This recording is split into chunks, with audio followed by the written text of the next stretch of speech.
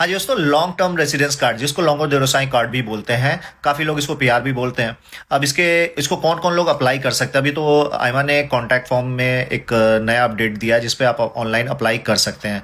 तो कौन कौन लोग कर सकते हैं और कौन कौन नहीं कर सकते, ये आपको जानना बहुत ज़रूरी है। अगर आपको 5 साल हुए हैं लीगली, तभी आप अप्लाई कर सकते हैं। लीगली का मतलब ये होता है कि जब आपका फर्स्ट ईआरसी इशू हुआ है तब से आप 5 साल बाद आप अप्लाई कर सकते हैं। अगर आपका मैनिफेस्टो ऑफ इंटरेस्ट जिस दिन से लॉक हुआ है, फाइल लॉक हुआ है, उस दिन से आप अप्लाई नहीं कर सकते हैं।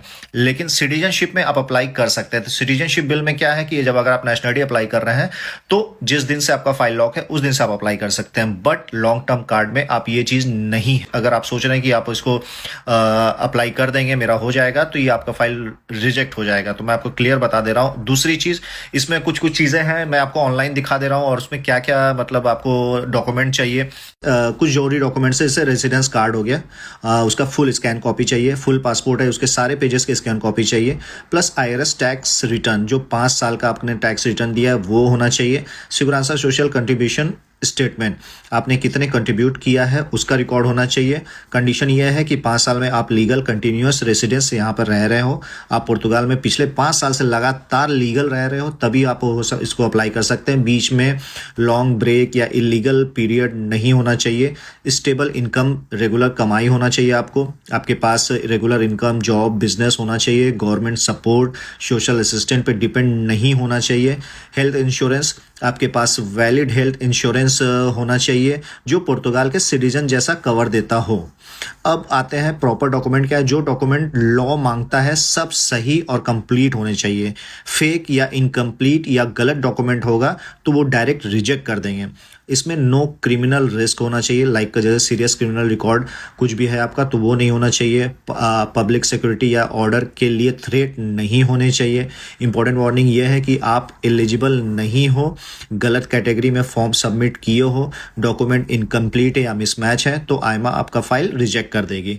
तो चलिए अब आपको दिखाते हैं कि कैसे इसको अप्लाई करते हैं।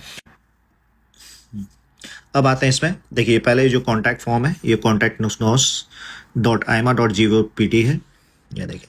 अब इस पे जैसे आप क्लिक करेंगे, अब यहाँ पे ऑप्शन देखिए क्या आ रहा है।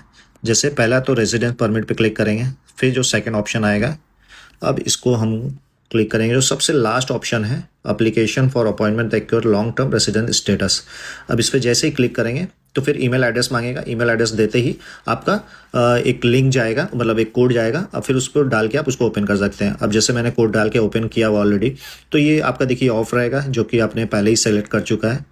अब इंस्ट्रक्शन में है do you have reduce mobility, तो आप यस नो कर देना इसको, ठीक है, नो कर देना। फिर फुल नेम देना, डेट ऑफ बर्थ देना, नेशनलिटी देना, mobile number plus resident permit number जो है आपका वो देना होगा, प्लस पासपोर्ट नंबर देना होगा साथ में। उसके बाद आपको ये इसको सेलेक्ट कर देना होगा। फिर साथ में आपको 4 डॉक्यूमेंट जो है आपके, वो 4 डॉक्यूमेंट क्या है, ये 4 डॉक्यूमेंट ये है आपके residence card, full passport, iris tax return 5 साल का, और सिग्योरेंस सोशल का जो इतना भी है, आपने कितने कंट्रीब्यूट किए हैं वो सारे आपके उसमें रिकॉर्ड होंगे, तभी जाके आप उसको अप्लाई कर सकते हैं। सिंपली है, आपके सारे डॉक्यूमेंट अगर सही रहेंगे तो जल्द ही आपका अप्रूव भी हो जाएगा।